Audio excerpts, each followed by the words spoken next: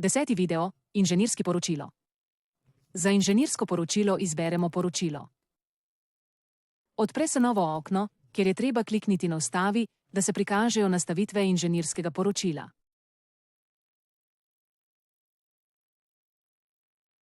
Z dvojnim levim klikom izberemo najprej format strani, na desni strani pod orodno vrstico lastnosti pa lahko nastavimo format papirja, usmerjenost in robove. Ustvarimo prvo poglavje in ga poimenujemo Vhodni podatki. Pod knjižnice izberemo materiale in prereze.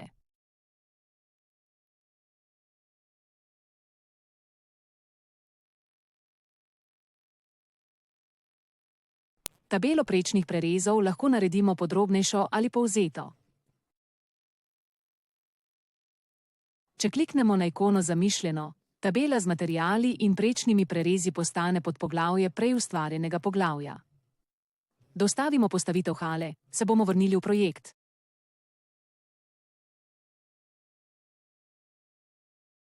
Kliknemo z desnim klikom v prazen prostor in gremo na živa slika v poročilo. Sliko lahko dodatno uredimo, če pa smo z nastavitvami zadovoljni, gremo na Vstavi in Zapri. Slika se prikaže v poročilu in še lahko dodamo ustrezen naslov.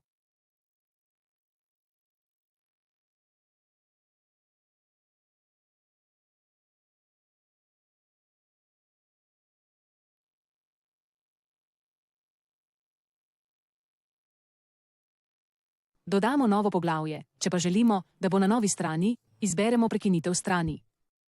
Poglavje poimenujemo Prikaz obremenitve in vstavimo tabele z obremenitvami in vetrnimi obremenitvami iz tridimenzionalnega generatorja vetra.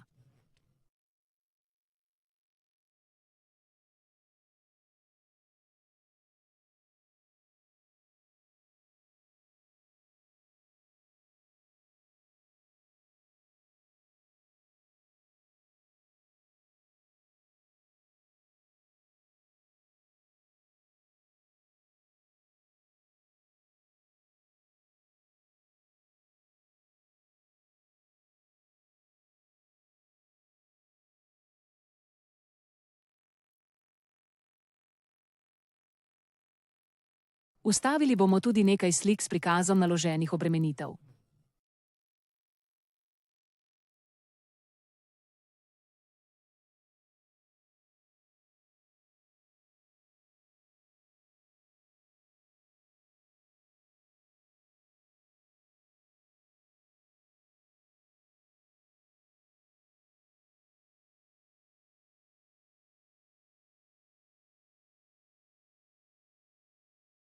Tretje poglavje poimenujemo Reakcije in deformacije in vanj bomo vstavili slike s prikazom tridimenzionalne deformacije in reakcije opornikov.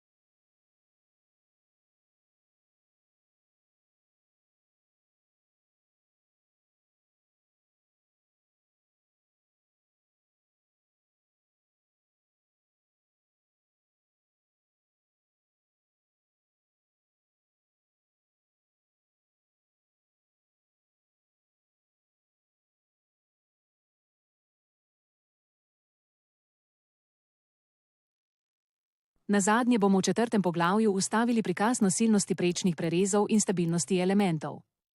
Tako lahko ustvarjamo poročila tudi v prihodnje. Poročilo se bo samo posodobilo ob spremembah v projektu.